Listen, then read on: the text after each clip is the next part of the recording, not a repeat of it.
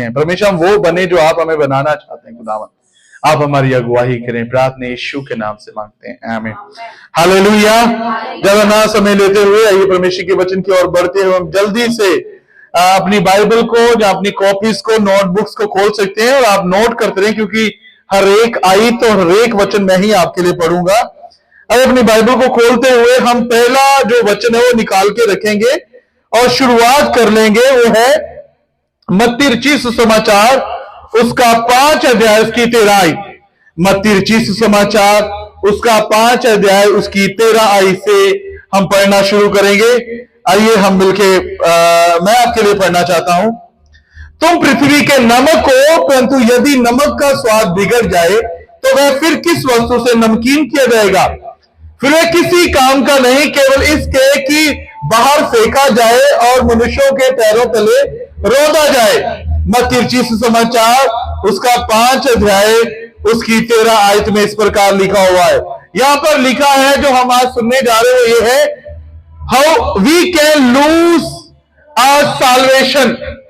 हम अपने उद्धार को खो सकते हैं। चलो कोई बात नहीं, आज देखते हैं। The topic of the message is the salvation. Salvation क्या है?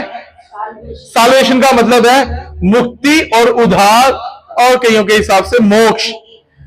आज जो परमेश्वर से हम सुनने जा रहे हैं वो ये है कि we can lose our salvation. हम अपने उद्धार को खो सकते हैं।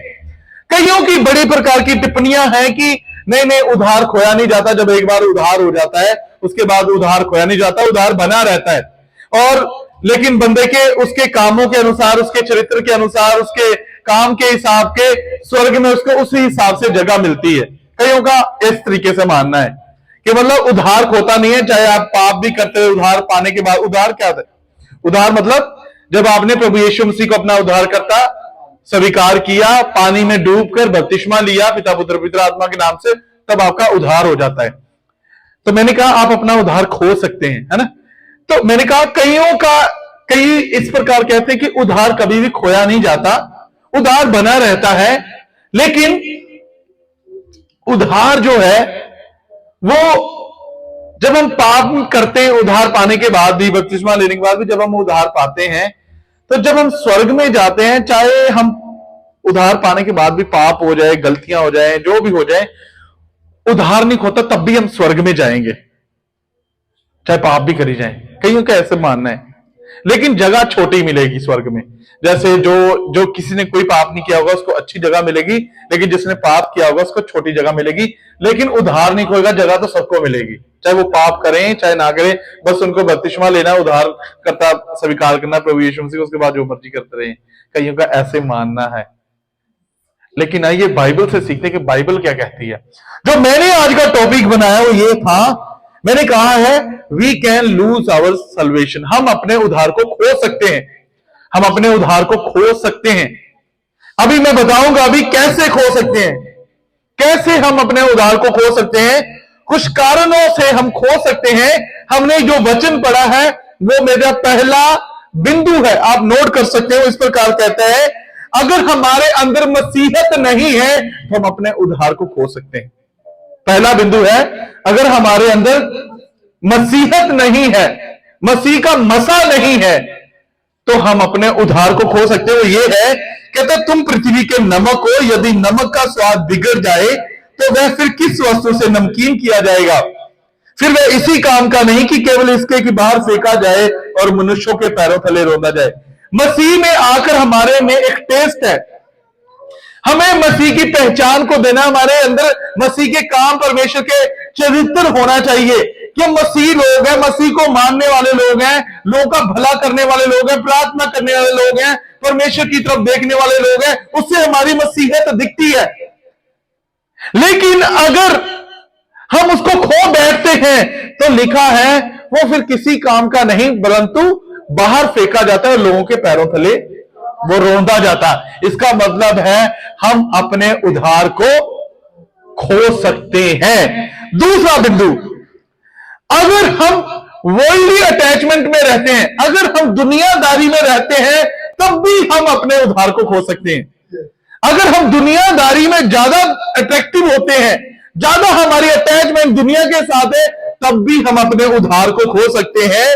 वो हम पढ़ सकते हैं मत्ती रचित सुसमाचार उसका 7 अध्याय की 14, मत्ती रचित सुसमाचार उसका 7 अध्याय की 14 में इस प्रकार कहता है, क्योंकि सकेत है वह फाटक और सकड़ा है वह मार्ग जो जीवन को पहुंचाता है, और थोड़े हैं जो उसे पाते हैं। जो परमेश्वर का स्वर्ग राज्य है, लेकिन वो सकड़ा है और बहुत सारे लोग ही नहीं, सिर्फ थोड़े से लोग ही उसको पा सकते हैं। मतलब दुनिया का जो मार्ग है वो बहुत खुला है, आपको बड़ा आसान लगेगा, आपको बड़ा सही लगे। मैं कई बार मैं और अमन बात करते हैं कि कई बार लोग चर्च में आते हैं और आते आते चर्च से कम हो जाते हैं, हट जाते हैं। तो क्या रीजन है, क्या कारण है? तो हमें रीजन मिला। वो रीजन ये है कि जब लोग बाबाओं के पास जाते हैं और कहीं जाते हैं, तो बाबे क्या कहते हैं, 7 बार आना होगा, 5 बार आना होगा, 3 बार आना होगा, 4 बार आना होगा, इतना पैसा देना होगा, एक हवन कराना होगा, इतने बजे उसके इतने पैसे। वो एक बार ही करते हैं, उनके बाद उनका कोई लेना देना नहीं है। इसलिए लोग बाबाओं के पास ज्यादा अट्रैक्ट हो जाते हैं, चले जाते हैं। चर्च में इसलिए नहीं आते, इसलिए हट जाते हैं, यार ये तो रोज ही चर्च बुला लेते हैं, फ्राइडे भी चर्च आओ, संडे भी चर्च आओ, हर संडे चर्च आओ। ऐसे थोड़ी होता है, हमारी मर्जी हम जाए, हमारी मर्जी हम ना जाए। इसीलिए कई बार लोग आप सोचते हैं क्यों पीछे हट जाते हैं, बैक साइड हो जाते हैं, वो यही है कारण, क्योंकि उधर उनको सिर्फ 1-2 बार जाना है, 3, 4, 7 बार जाना है, लेकिन चर्च में तो सदा आना पड़ेगा। बाइबल का वचन कहता है, लेकिन मार्ग, सत्य और जीवन परमेश्वर है, ये सिर्फ पृथ्वी तक बचा के नहीं रखेगा, हमें स्वर्ग तक लेके जाएगा। सारे बोलो हालेलुया। परमेश्वर वही उद्धार तो देने आया हमें। और मुक्ति क्या है और मोक्ष क्या, वो यही था, हमारे पापों से हमें पाक साफ करके स्वर्ग का अधिकारी बना दे। हम नो मोर पापी, और ज्यादा हम पापी नहीं है, और ज्यादा सिनर्स नहीं है। हम तो अभी पापी नहीं है, अभी तो हम पाप को छोड़कर एक नई सृष्टि के साथ चल रहे हैं। लेकिन अगर वही लोग हमें ज्यादा अटैचमेंट में है, जब दुनियादारी हमें ज्यादा अट्रैक्ट कर रही है, मैं आपसे कह दूं, वहां आपको अलर्ट होना पड़ेगा कि कहीं ना कहीं अगर ज्यादा हम उसमें घुस रहे हैं, कहीं हमारा उद्धार हमसे। और मैंने देखा है कई लोग ना जब मसीह में आते हैं, शुरुआत में तो बहुत प्रार्थना है, बंदगी है, पास्टर जी प्रार्थना करो मुझे काम मिल जाए, पास्टर जी प्रार्थना करो मुझे नौकरी मिल जाए, पास्टर जी ये करो मेरे ये हो जाए, और जैसे ही मिल जाती चर्च में आना बंद हो जाते हैं। जहां कह लीजिए चर्च में आकर तो सिर्फ दुआ, बंदगी, प्रार्थना करनी है, लेकिन अगर पब्स में जाएंगे, शादियों में जाएंगे, वहां पर नाचना मिलेगा, गाना मिलेगा, खाने पीने की चीजें मिलेगी, चर्च में क्या मिलेगा? मैं आपसे कहना चाहता हूं, चर्च वो देता है जिसमें बाइबल में लिखा है, अंदर लोग के फाटक भी उस पर प्रबल नहीं हो सकते, शैतान की शक्तियां भी उसके ऊपर प्रबल नहीं हो सकती, क्योंकि चर्च को परमेश्वर प्रभु यीशु मसीह ने आशीष किया था। उसने कहा, मैं अपनी कलीसिया तुझ पर बनाऊंगा। कलीसिया को प्रभु यीशु मसीह ने आशीष किया है, और कलीसिया के ऊपर हमेशा आशीषें बनी रहती हैं। तो वर्ल्डली अटैचमेंट भी कहीं ना कहीं हमें परमेश्वर से दूर करके हमारी उद्धार को छीन सकता है, हमें हमारा उद्धार हमसे जा सकता है। सबके समझ में आने वाली बात नहीं है, लेकिन आप समझिए इस बात को। उद्धार मतलब मैं मुक्ति मोक्ष की बात कर रहा हूं। अब कोई बात नहीं, हम अच्छे काम करेंगे, कोई बात नहीं, फिर क्रिसमस पे हमने लंगर लगा देना है और सभी को खाना खिला देना है, हमें लगता है हम स्वर्ग में चले जाएंगे। Never ever. परमेश्वर को हमारे हाथों के कामों से, हमारे भले काम जो हम करने की कोशिश कर रहे हैं, धार्मिक कामों से स्वर्ग नहीं, परमेश्वर हमें लेकर अगर चाहते हैं जाना, तो कहते हैं तुम पृथ्वी के नमक हो, तुम्हारा टेस्ट होना चाहिए। फिर वो कहते हैं तुम्हारा जो मार्ग प्रभु यीशु मसीह को पहुंचाता है, वो कहते हैं सकड़ा है, तुम्हें दुख लगेगा, दर्द लगेगा, क्योंकि ये सबको बताने वाली बातें नहीं है। मैं चर्च जाती हूं, मैं चर्च जाता हूं, सबको नहीं बताना, क्योंकि ये सकड़ा है, क्योंकि डर लगता है, कोई कुछ बोल रहा दे, कोई कुछ कह रहा है, क्या गलत क्या कर रहे हो। हम बात कर रहे थे प्रभु यीशु मसीह को क्रूस पे क्यों चढ़ा दिया था, चेलों को क्यों मार दिया गया था, क्यों लोग मसीहों के पीछे पड़े हुए हैं। क्या हम किसी का गलत करते हैं? क्या प्रभु यीशु मसीह ने किसी को गलत किया? क्या गलत शिक्षा दी किसी को? क्या किसी को गलत करने के लिए बोला? क्या उसने मारने के लिए बोला किसी को? क्या उसने पापियों को भी मारने के लिए बोला? नहीं। और मसीहत आज क्या करते हैं, हम भी तो सबके लिए प्रार्थना करते हैं, हम भी प्रार्थना करेंगे, आपके लिए प्रार्थना करेंगे, किससे कुछ मांगते भी नहीं, किसी से कुछ कहते नहीं। फिर भी बाइबल में लिखी है लड़ाई उनकी नहीं है, उनके पीछे जो काम कर रहा है शैतान उसकी है, क्योंकि अच्छे कामों का विरोध सिर्फ बुराई कर सकती है। बुराई को अच्छा पसंद नहीं है और बुराई शैतान है, और शैतान लोगों के मन में डाल के वो विरोध करता है। नहीं तो सच्चाई तो सबको पसंद आनी चाहिए, लेकिन आज भी मैं आपसे कहना चाहता हूं सच्चाई कड़वी लगती है, बुरी लगती है। बुरी क्यों लगती है? क्योंकि अंदर बुरा भरा हुआ है। अगर अंदर से बुराई निकल जाएगी, अगर अंदर साफ हो जाएगा, अगर क्लीन हो जाएगा, तो शिक्षा अच्छी लगेगी। इसलिए बाइबल का वचन कहता है मेरे पुत्र, तो मेरी शिक्षा को तुच्छ मत जानना।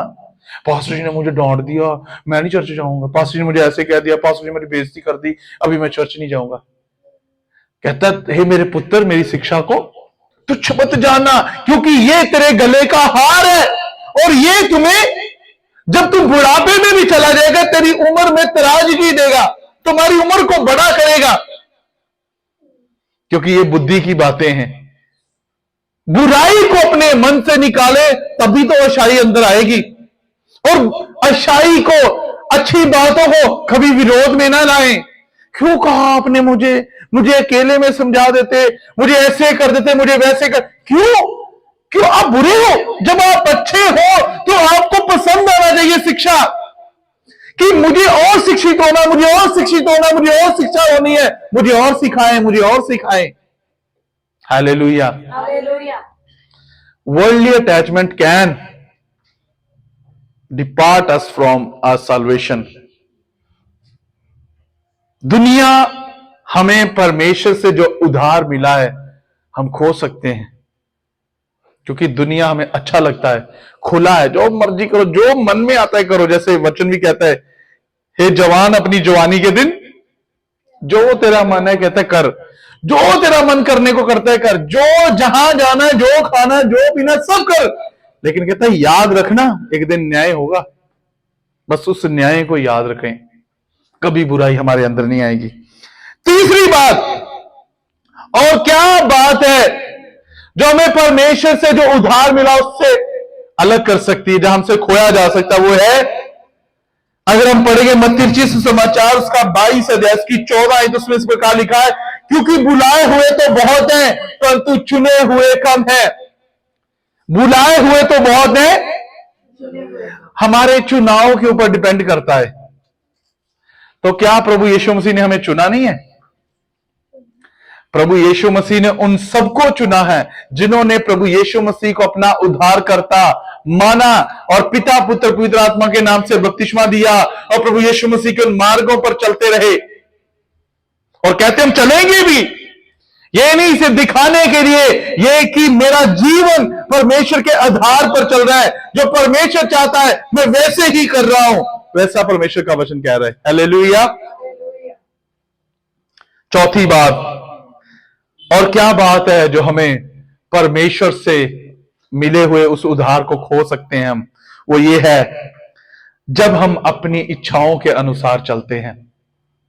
जब हम अपनी इच्छाओं के अनुसार चलते हैं। आइए पढ़िए मेरे साथ यूहन्ना रचित सुसमाचार उसका 15 अध्याय की 5 है, आप निकाल के रखें जहां आप नोट कर सकते हैं। यूहन्ना रचित सुसमाचार उसका 15 अध्याय की 5 है, इस प्रकार लिखा है, मैं दाखलता हूं, तुम डालियां हो, जो मुझ में बना रहता है और मैं उसमें, वह बहुत फलता है, क्योंकि तुम मुझसे अलग होकर कुछ भी नहीं कर सकते। जब हम उधार पा लेते हैं तो हम परमेश्वर में एक डाली, जैसे परमेश्वर प्रभु यीशु मसीह अंगूर की बेल है और हम उसमें डालियां लग जाते हैं। जब हम उधार पा लेते हैं, जब हम बैप्टिज्म ले लेते हैं, प्रभु यीशु मसीह को अपना उद्धारकर्ता मान लेते हैं, तो हम क्या पा लेते हैं? हम क्या बन जाते हैं? प्रभु यीशु मसीह में एक डाली बन जाते हैं, डाली बन जाते हैं। अब वचन कहता है अगर डाली फल ना लाए तो क्या करता है वो? कहता यदि डाली फल ना लाए तो वह उसे काट डालता है। अगर हम प्रभु यीशु मसीह में आ गए हैं और हमारे अंदर परमेश्वर की कोई बात ही नहीं है, कोई आशीष ही नहीं है हमारे जीवन में, परमेश्वर कहता है मैं उसे काट डालूंगा। कहता तुम मुझसे अलग होकर, जब हम अपनी मर्जियां पूरी करते हैं ना जाकर, देखो मैं कई बार बताया, परमेश्वर का वचन बताता कि हम परमेश्वर को मूर्ख नहीं बना सकते, हम परमेश्वर को क्या बोलते हैं, धोखा नहीं दे सकते, लेकिन हम कोशिश करते रहते हैं धोखा देने की। तो बाइबल पता क्या कहती है? जब हम कोशिश भी करते हैं धोखा देने की, जब मूर्ख बनाने की, आप प्रभु के दासों को मूर्ख बना रहे हैं जब धोखा दे रहे हैं, तो आप सीधा परमेश्वर को कर रहे हैं। कहता तुम पर श्राप आ जाएगा। क्या आ जाएगा? हम श्राप क्यों लें परमेश्वर से? क्या हमें प्रभु के दास बुरी बातें बताते हैं? हमारे भले के लिए, बढ़ने के लिए बात बता रहे हैं, हमें ऊंचा होने के लिए कह रहे हैं, हमारे अंदर सुधार है उसी के लिए कह रहे हैं। गलत काम करने के लिए तो नहीं बोल रहे, बुरे काम करने के लिए तो नहीं कह रहे, अच्छे काम करने के लिए तो कह रहे हैं। तो वो भी हमें बुरा लगने लग जाए तो फिर क्या अच्छा लगेगा?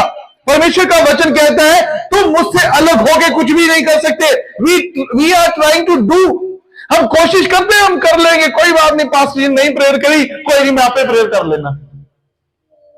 मैं कई बार ऐसे करते भी, पास्टर जी नहीं ना प्रेयर करी, नहीं पास्टर जी को मत बताओ, हम खुद ही प्रार्थना कर लेते हैं। आप प्रार्थना नहीं करे, you are trying to cheat God. परमेश्वर को ही आप प्रार्थना करो, परमेश्वर को धोखा दे रहे हो। जो अधिकार प्रभु के दासों का है वो आपको प्रभु के दासों को ही देना होगा। जो आदर प्रभु के दासों का बनता है वो प्रभु के दासों को देना होगा। मैं एक दिन देख रहा था एक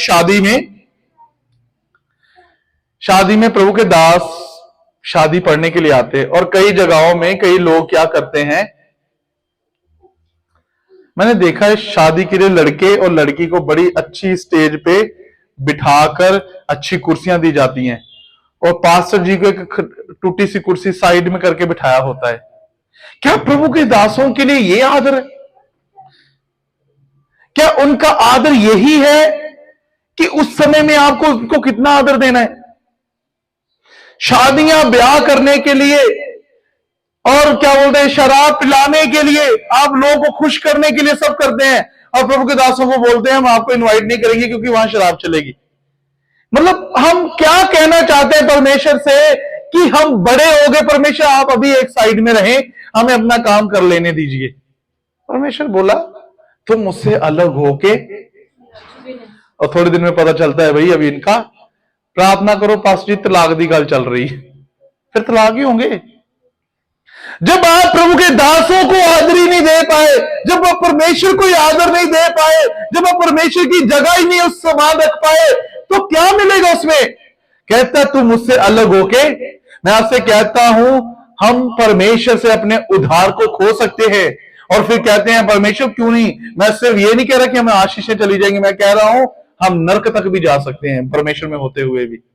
क्योंकि सिर्फ कहता है तुम मुझे कहते हो मैं प्रेम करता हूं लेकिन मेरी आज्ञाओं को नहीं मानते, कहता तुम झूठ बोलते हो, और बाइबल में लिखा है झूठ बोलने वाले स्वर्ग राज्य में प्रवेश नहीं करेंगे। कहते तुम्हें मना किया गया लड़ाई नहीं करना, गुस्सा नहीं करना, और अगर तुम लड़ाई करते हो, गुस्सा करते हो मसीह में आके भी, कहते हैं तुम स्वर्ग राज्य में नहीं जा सकते। क्योंकि वचन में क्या लिखा है, लड़ाई करने वाले और गुस्सा करने वाले स्वर्ग राज्य में, गाली देने वाले स्वर्ग राज्य में, जो बुराई आप करने वाले सब स्वर्ग में नहीं जाएंगे। आप मसीह में आकर अगर ये सब बुराइयां फिर दोहरा रहे कर रहे हैं, मैं आपसे कहना चाहता हूं ना कि सिर्फ पृथ्वी में अपने आशीषों को खो सकते हैं, लेकिन स्वर्ग से भी हम रह जाएंगे और नरक की ओर बढ़ते जाएंगे। इसलिए प्रभु का वचन कहता है तुम मुझसे अलग होकर कुछ भी नहीं। पांचवी बात, बाय डिनाइंग जीसस, यीशु मसीह का इनकार करने के द्वारा भी हम अपने उद्धार को खो सकते हैं। आप देख सकते हैं दूसरा तिमोथियुस उसका 2 अध्याय की 12, दूसरा तिमोथियुस उसका 2 अध्याय की 12 मैं आपके लिए पढ़ना चाहता हूं। यदि हम धीरज से सहते रहेंगे तो उसके साथ राज्य भी करेंगे। यदि हम उसका इनकार करेंगे तो वह भी हमारा इनकार करेगा। दूसरा तिमोथियस 2 उसकी 12 में इस प्रकार कहता है, देखो अगर हम उसके साथ बने रहेंगे तो वचन कह रहा है कि हम उसके साथ राज्य करेंगे। अगर हम उसका इनकार करेंगे तो वो भी हमारा इनकार कर देगा। हम किसी विध और किसी रीति से भी कह लीजिए कि मैं नहीं परमेश्वर का इनकार कर दिया, शायद मैं फिर भी परमेश्वर के लिए ये करूंगा वो करूंगा। परमेश्वर कहते हैं जब तू मेरा इनकार करेगा तो मैं भी तेरा इनकार कर दूंगा। हालेलुया। आप सीखे इस बात को, हम इनकार करने वाले लोग नहीं, प्रभु में चलने वाले लोग हैं। प्रभु में बढ़ने वाले लोग होना चाहिए, नहीं तो वो हमारा इनकार कर देंगे। मैं जल्दी से आगे बढ़ना चाहता। छठी बात, डेलिबरेटली डूइंग सिन, जानबूझकर पाप को करना। जब हम उधार पा लेते हैं, जब हमें पता है हमें उधार मिल गया है, जब हमें पता है हमने परमेश्वर से मुक्ति को पा लिया है, और फिर पाप करते रहते हैं, फिर पाप करते रहते हैं, और बाइबल कहती है और कोई बलिदान नहीं है। हालेलुया। मैं आपके लिए पढ़ना चाहता हूं, अगर आप देख सकते हैं इब्रानियों उसका 10 की 26 आयत में इस प्रकार लिखा है, क्योंकि सच्चाई की पहचान प्राप्त करने के बाद भी यदि हम जानबूझकर पाप करते रहें तो पापों के लिए कोई और बलिदान बाकी नहीं है। अगर हम जानबूझ के पाप करते रहते हैं और जानबूझ के पाप करते रहते हैं, हमें पता भी है ये पाप है, हमें पता भी है ये गलत है, फिर भी हम पाप कर रहे हैं, फिर भी हम वही काम कर रहे हैं। परमेश्वर का वचन कह रहे हैं और कोई बलिदान आपके लिए नहीं चढ़ाया जाएगा, मतलब आप नरक में जा सकते हैं, आपका उद्धार आपसे खोया जा सकता है। क्योंकि एक बार ही बलिदान हुआ प्रभु यीशु मसीह, उसके द्वारा हमें क्या मिल गया? उद्धार, क्योंकि हमने उसको अपना उद्धारकर्ता माना। फिर और कर रहे हैं तो दूसरी बार थोड़ी प्रभु यीशु मसीह चढ़ेंगे क्रूस पे, वो तो एक ही बार ही था। इसलिए याद रखें, जब हम मसीह में आ जाते हैं हमारी एक नई पहचान है। पुरानी बातें हम पर प्रबल नहीं होनी चाहिए, हम पर जयवंत नहीं होनी चाहिए, वो हम पर अपना अधिकार नहीं जमाना चाहिए। क्योंकि पहले हम बुरा बोल सकते थे, पहले हम लड़ाई कर सकते थे, पहले हम गुस्सा कर सकते, पहले हम गाली दे सकते थे, पहले जो मर्जी कर सकते थे, चालाकियां कर सकते थे, बुद्धू बना सकते थे, लोगों टोपी पहना सकते थे। लेकिन प्रभु में आने के बाद हम दोबारा ऐसे कभी भी नहीं कर सकते, क्योंकि हमारा उद्धार खोया जा सकता है। प्रियो, परमेश्वर का वचन कहता है डेलिबरेटली डूइंग सिन, जानबूझकर पाप करने के द्वारा।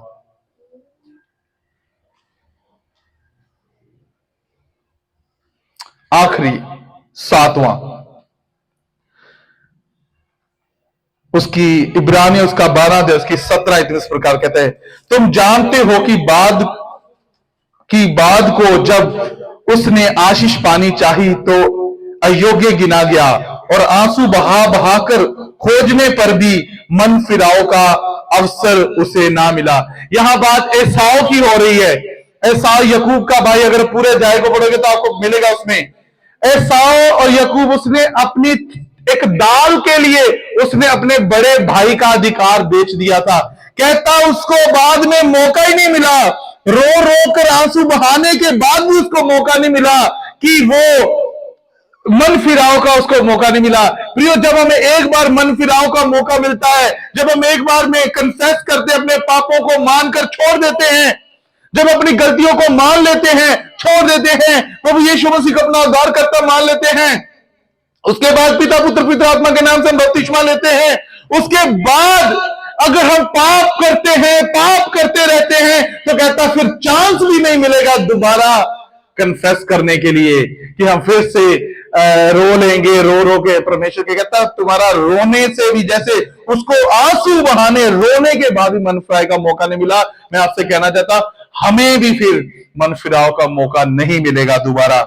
इसलिए परमेश्वर का वचन कहता है, जब हम दूसरा कुरिन्थियों का 5 उसकी 17 में पढ़ते हैं तो उसमें इस प्रकार लिखा है, सो यदि कोई मसीह में है तो वह नई सृष्टि है, पुरानी बातें बीत गई, देखो सब नया हो गया।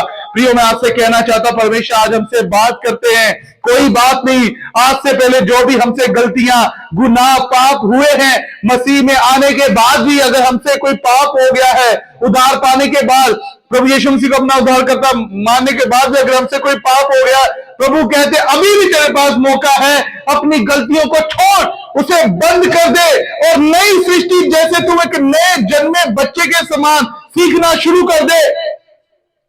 एक नए बच्चे के समान सीखना शुरू करते, अपनी गलतियों को मानकर छोड़कर और दोबारा पुराने मनुष्य में ना जाएं। परमेश्वर आज हमें मौका दे रहा है। मैं चाहता अपनी आंखों को बंद करके 1 मिनट के लिए अपने आप को परमेश्वर के सामने समर्पित करके उन पापों को, उन गलतियों को जब प्रभु यीशु मसीह में आने के बाद भी हमसे अगर हुई हैं, तो हम परमेश्वर से माफी मांगे उनके लिए। और बाइबल कहती है दोबारा मौका नहीं दिया जाएगा, वो आज मौका है। अपने आप को नम्र करें परमेश्वर के सामने, उस गलती को मानकर छोड़कर जैसा वो हमें चलाना चाहता है वैसा चले, वैसे करे जैसे वो चाहता है, जैसा वो हमें बनाना चाहते हैं वैसे बन जाए, क्योंकि हम उद्धार पाए हुए लोग हैं। कहीं ऐसा ना हो कि हमारा उद्धार खोया जाए और हम पृथ्वी में क्या, हम स्वर्ग जाने के लायक भी ना रह जाएं। परमेश्वर मैं इस समय प्रार्थना करना चाहता हूं, जितने लोग प्रभु जी इस वचनों को सुनते हैं और प्रभु जी अपनी इस गलतियों को आज मान रहे हैं कि जब उन्होंने उद्धार पा भी लिया, जब उन्होंने प्रभु जी मान भी लिया आपको अपना उद्धारकर्ता, उसके बाद भी जब वो पाप करते रहे, मैं उन सबके लिए प्रार्थना करना चाहता हूं यीशु के नाम से। परमेश्वर आप उन्हें क्षमा करें, एक और मौका दें परमेश्वर, ताकि वो आज से अपना जीवन सही रीति से चलाने पाए, आज से वो सही रीति से अपनी जिंदगी को आपके साथ जीने पाए। कभी प्रभु जी दुनियादारी, कभी दुनिया की बातें, कभी उन पर प्रबल ना हो, परंतु वो आपके वचनों के अनुसार चलते रहे। जैसे आपने कहा नई सृष्टि है और नई बातें, प्रभु जी आज उनके जिनमें नई सृष्टि और नई बातें और नया जीवन प्रभु जी उनका होता जाए और आपके लिए वो सेवा में इस्तेमाल होते रहे। आपके दास होने के नाते हर एक को पिता, पुत्र, पवित्र आत्मा के नाम से आशीष करता हूं, यीशु के नाम से मांगता हूं, आमीन आमीन। Hallelujah hallelujah. सबको जय मसीह की। प्रभु आप सबको आशीष दे। God bless.